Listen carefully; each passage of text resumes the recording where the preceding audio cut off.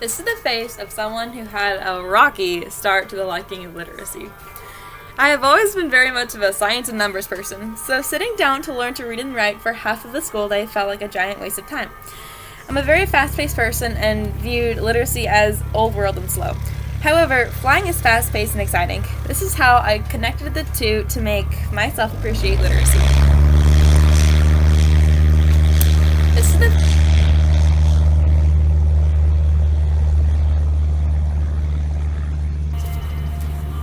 When I first started my training, my flight instructor was very quick to inform me of all the publications a pilot legally had to fly by.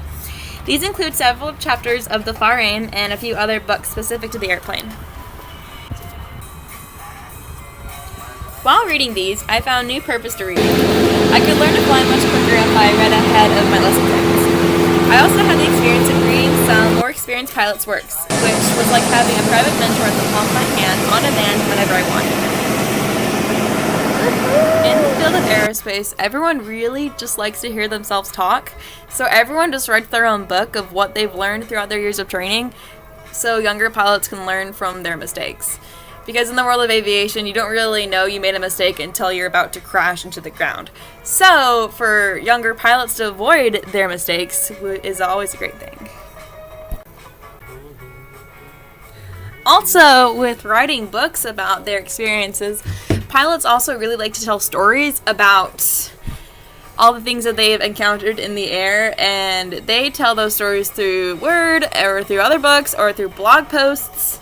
I was at the Women in Aviation convention in Nashville last year, and I got to listen to many very famous pilots and astronauts, and even some of the women who tried to fight in World War II. They were part of the first women fighter pilots, and it was very cool to listen to them and what they had to say. As a young and aspiring pilot, it was very inspirational to read these stories of aviation when it was still in the very early years.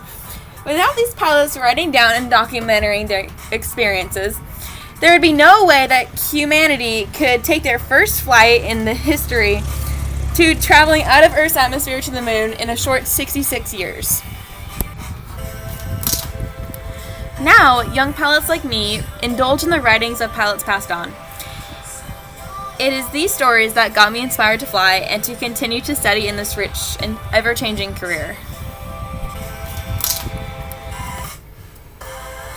Now, along with these great stories of the past, there comes the publications of the present of flight regulations. These books are definitely a lot less dull, but they will get you to where you want to go with your training. There are so many great authors out there that write specifically for the student pilot in any certificate they may be wanting to get at the time. I went through quite a few preparation books for my private pilot check ride, and I am very thankful for all of them. All in all, aviation really has nothing to do with literacy, but you can honestly connect literacy to anything you do in your life. There will always be a book. You will always have an educated conversation with someone. You'll always have to write something down.